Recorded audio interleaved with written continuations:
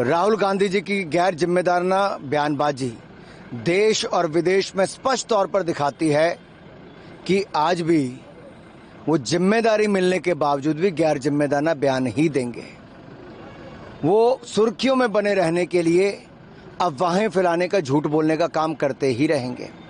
और राहुल गांधी जी, मेरे साथ कितने सिख भाई बहन खड़े हैं, किसी को पगड़ी पहनने पे कोई रोक नहीं, किसी को गुरुद्वारे जाने पे कोई रोक नहीं, किसी को सत श्री अकाल बोलने में कोई रोक नहीं, किसी को वाहिगुरु जी का खालसा वाहिगुरु जी की फतेह बोलने में रोक नहीं, सत श्री अकाल। लेकिन आप विदेशों में बैठे सिख भाइयों या विदेशी लोगों के बीच में जाकर भारत को बदनाम करना चाहते हैं।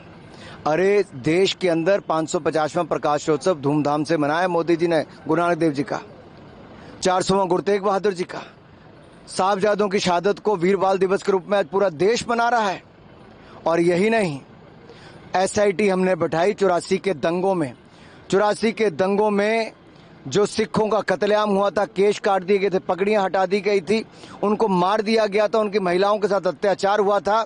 ये राहुल गांधी जी के पिता राजीव गांधी जी के इशारों पर हुआ था, कांग्रेस के वरिष्ठ नेताओं ने किया था। उस पर माफी मांगनी चाहिए इनको।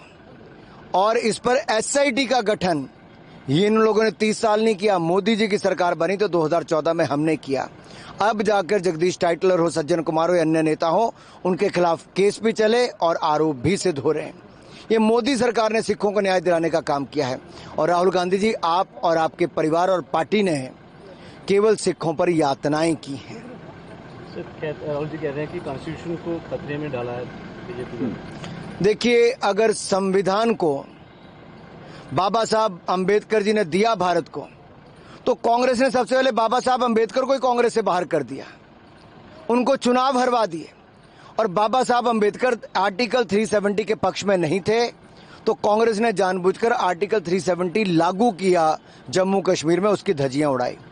फिर फ्रीडम ऑफ प्रेस, इसको कुचलने का सबसे पहला काम पंडित नेहरू ने किया, ये आर्टिकल में बदलाव करने का, ये कांग्रेस ने किया। इमरजेंसी लगाई तो कांग्रेस ने संविधान की धज्जियां उड़ाई, संविधान की आत्मा को ही खत्म कर दिया था, पंडित नेहरू से लेकर इंदिरा गांधी जी तक। कांग्रेस के समय 82 बार से ज्यादा संशोधन हुए हैं। ये अपने आप दिखाता है कि कांग्रेस ने कॉन्स्टिट्यूशन की हत्या करने का काम किया है। और जो कॉपी संविधान की राहुल गांधी लेके घूमते हैं, वो ईस्टर्न बुक कंपनी की है।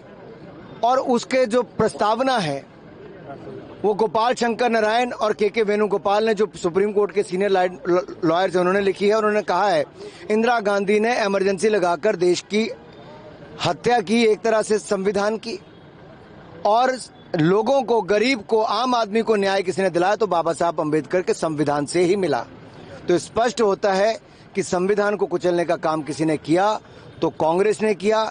सिखों के केश काटने से लेकर उनका कत्लेआम और महिलाओं के साथ अत्याचार दुराचार किए तो कांग्रेस ने किए।